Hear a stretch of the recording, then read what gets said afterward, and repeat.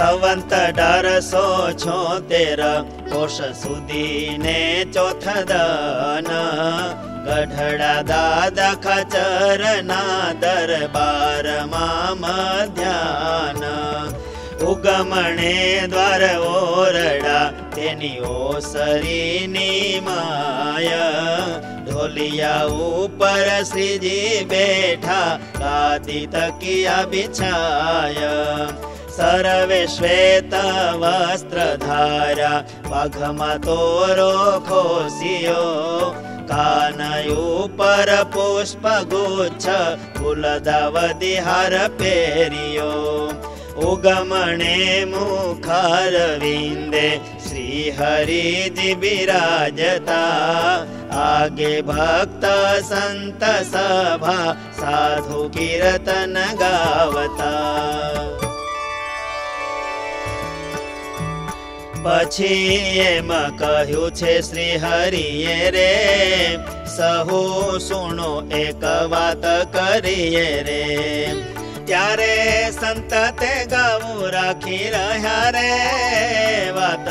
સાંભળવા તત્પર થયા રે હરિ કહે જે મૃદંગ સારંગી રે તાલ સરોદા આદિને વજાડી રે હરે સ્મૃતિ વિનાનું જો તે ગાય રે ગાયું તેના ગાયા જેવું ગણાય રે જગતમાં ભગવાન વિસારી રે કેટલાક જીવ ગાય છે ભારી રે તથા વાજિંત્ર વજાડે તાલથી રે પણ તેણે મનમાં શાંતિ નથી રે માટે પ્રભુના કીર્તન ગાવવા રે તથા હરિનામ રટણ કરવા રે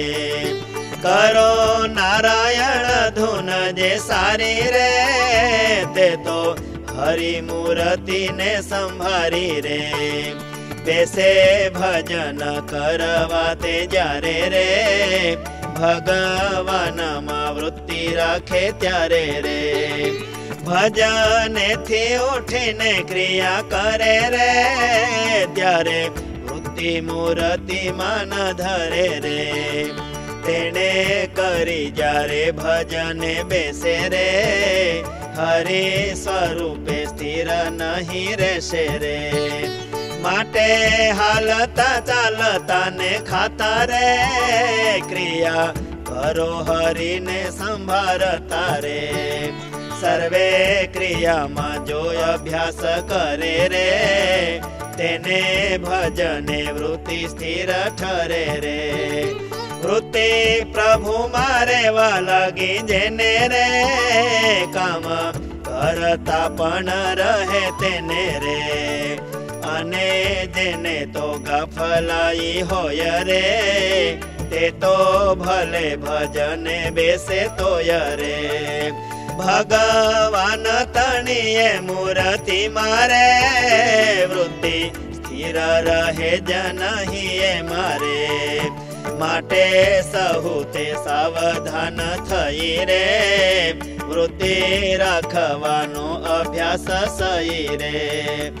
એમ વાત કરીને બોલા માવો રે હવે સંત જન કીર્તન ગાવો રે એમ વાત કરીને બોલા માવો રે હવે સંત જન કીર્તન ગાવો રે इति श्री सहजानंद स्वामी प्रबोधिते अध्यात्मशास्त्रे श्री वचनामृत सद्ग्रंथे गढ़डा प्रथम प्रकरणे भगवत स्मृतिं विना गानं नाम 22तमं वचनामृतम्।